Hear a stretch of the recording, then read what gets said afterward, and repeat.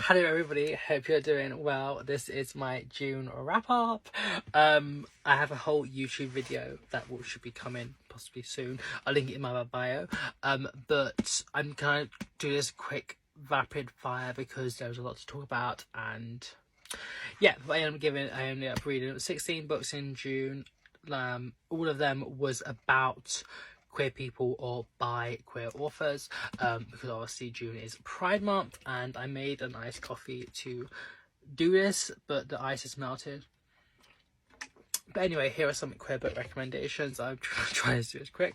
The first I read was Richard Scott's poetry collection called Soho, and I'm giving this 4.75 stars.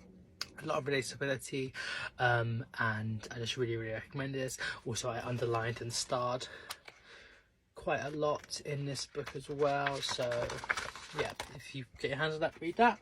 Then I read Nevada by Imogen Binney, and I'm giving this 3.75 stars. I did quite like a lot about it, and it's good at saying the experiences of two like pre and post transition characters living as a trans person within contemporary society.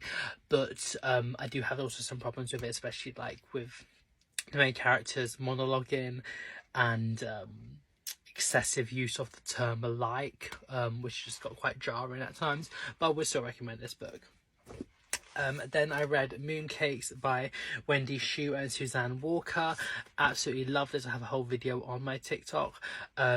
So recommend. Such great representation, such great characters, and it's a middle grade YA graphic novel, and the graphicness is beautiful.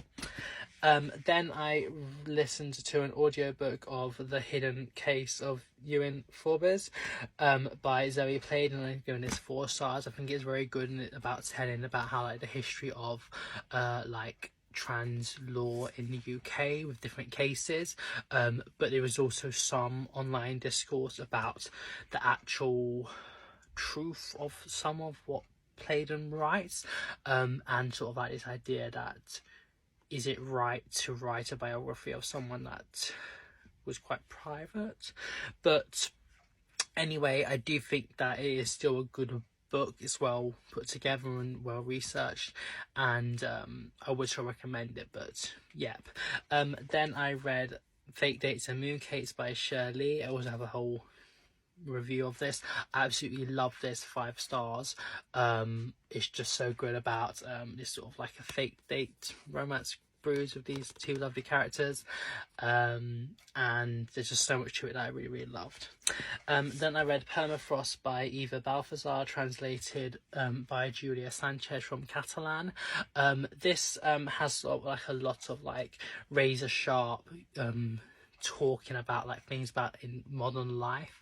I did quite enjoy this, but I also did have some problems as well. I'm giving this 4 stars, but I would still recommend it, and I am intrigued to read the rest in the triptych of books by Balthazar.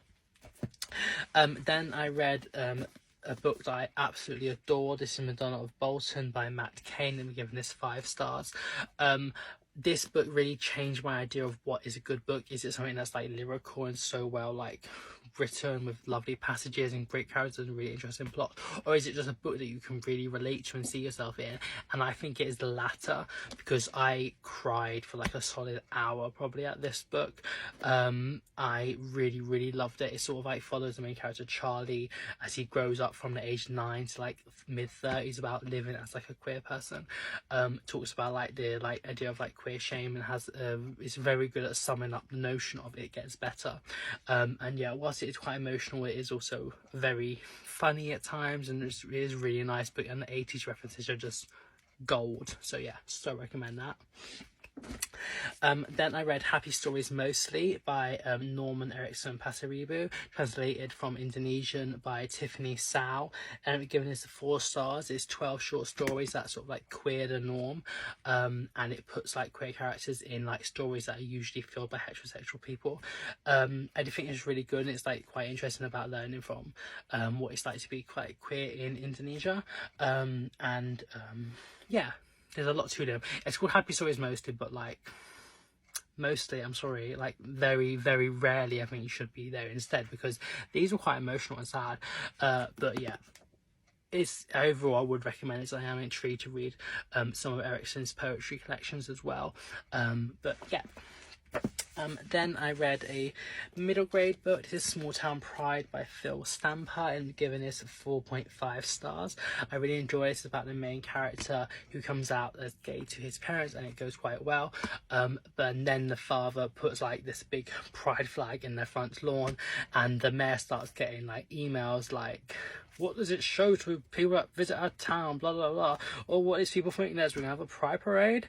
And then the main character Jake is like, well, why not? So with his best friend Jenna and a new friend Brett, who is the mayor's son, by the way, they sort of like try plotting to make that a reality. So I recommend this. I'm so happy that children have this and they can see it on the shelves in bookshops and libraries and schools, and just see representation and just like the fact that they are normal and that they are like, their stories are valid.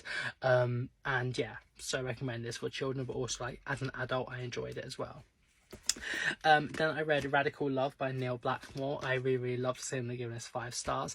It sort of like tells like an alternative like history in a way of a man called John Church, who is sort of like a reverend, and he goes to like this Molly house in Clare Market in the old part of London, where it's sort of like an old like 1800s like gay bar in a sense, and I really enjoyed it. It's quite graphic and sad at times, but also it's just interesting, and I quite liked how the main character sort of like breaks the fourth wall in a sense and talks like directly to the reader whilst he's also like just telling the story of what happens. But yeah, I so recommend this book, and I would love to read more by Blakemore. Then I read The Fire Next Time by James Baldwin. I also have a whole review video of this. I really enjoyed him giving this 5 stars. It's like 2 essays about like a plea to end the racial nightmare that plagued America in the 1960s and to some extent still do. But also it just grapples with like the idea of like the human condition, and there's just a lot in this book that I feel like people should read, and it should really get read. It is so short, so like you can't really say no, and it's written well as well, and I cannot wait to read more by Baldwin. Then I read the only book that I didn't like in the month of June. This is Last Words from Montmartre by Chu Miao-jin, translated from Chinese by Ari Larissa Heinrich. This sort of, I don't really know what to say about this book. It's sort of about like the main character dealing with like a breakdown of a love relationship with another woman, but also like talks about like gender and like politics and some other things. But I found a lot of this I didn't like, and I didn't really enjoy this book much at all. It was very frustrating. I did like underline some parts and stuff, and I was like sort of like writing in like the margins and things. But yeah, I didn't really like this, but I feel like it maybe has a place to be read. I don't know, but yeah. Then I read Both Can Be True by Jules Macias. I didn't really like this. I gave it 4 stars. This is a middle grade book about I'm going to say gender fluid, but I don't really want to label them because they don't label themselves in the book, called Ash and Daniel, who's sort of like overly emotional in a sense. I only have a minute left, and I need to talk about these 3 because I didn't expect this to be the whole 10 minutes. Anyway, and they sort of like have to like work together to take care of an adorable little leaky, senile old Pomeranian called Chewbacca. And yeah, it's so sweet, such great representation, such great characters. Really recommend that. Then I read possibly my favourite book of the whole year. I have a whole review video on this as well. This is Tin Man by Sarah Winman. I really enjoyed this. Go into this book blind. Don't like read many reviews, because you need to read this blind to get the best reading experience out of it. Absolutely loved it. Possibly one of my favourite of the year or of all time as well. So I recommend that. It's queer. Then I read Red, White and Royal Blue by Casey McQuiston. I did enjoy it, so I'm giving it 4 stars. I love the fact that it has a platform that it does, and so many people love it. It's sort of like about like a love relationship sort of thing between the first son and the Prince of England, and lots ensue. Okay, yeah, and then finally I read Come to and Other Poems by Joel Taylor. Really enjoys, and we're giving this 4.25 stars. A lot of poems about how I'd like to be a butch lesbian. Love you, thank you, bye.